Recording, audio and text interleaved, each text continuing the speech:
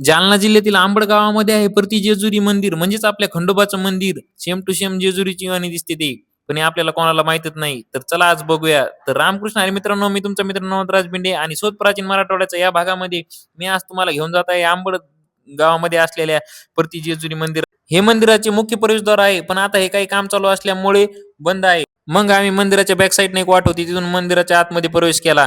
आणि हे बघा मंदिर किती सुंदर आहे मित्रांनो. इतकं सुंदर मंदिर आपल्या जालना जिल्ह्यात आहे आणि ते आपल्याला माहित नाही. मग त्यानंतर सर्वप्रथम आम्ही गेलो मुख्य असलेले ते खंडोबाचं आणि म्हाळसा देवीच्या दर्शनाला. घ्या दर्शन मित्रांनो तुम्ही. त्यानंतर मी लगेच इथे बाजूला असणाऱ्या बिलकेश्वराच्या मंदिरात गेलो. आणि इथे आख्यायिका अशी आहे की या दर्शन केल्यानंतर आपत्कालीन मृत्यू टाळला जातो.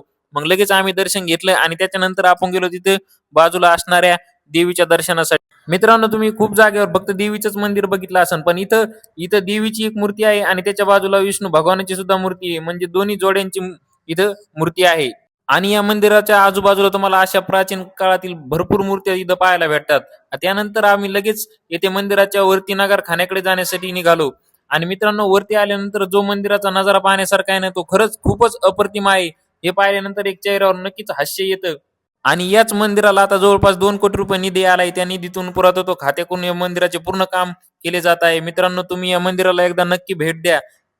आणि आपल्या व्हिडिओला इतकं शेअर करा मित्रांनो, की आपल्या जालना जिल्ह्यातील किंवा आजूबाजूच्या जिल्ह्यातील सर्व मित्रांपर्यंत हे व्हिडिओ गेलाच पाहिजे. आणि या मंदिराचा पूर्ण व्हिडिओ जर तुम्हाला पाहायचा असेल मित्रांनो, तर आपल्या बायोमध्ये लिंक आहे, त्या लिंकवर जाऊन आपल्या युट्यूब चॅनलवर तुम्ही पूर्ण व्हिडिओ बघून घ्या.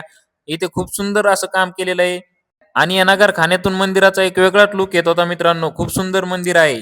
आणि आता कमेंट मध्ये सर्वांनी येळकोट येळकोट जय मल्हार लिहा. या मंदिराचा पूर्ण ऍड्रेस मी खाली डिस्क्रिप्शन मध्ये देतो मित्रांनो, तुम्ही लवकर याला भेट द्या.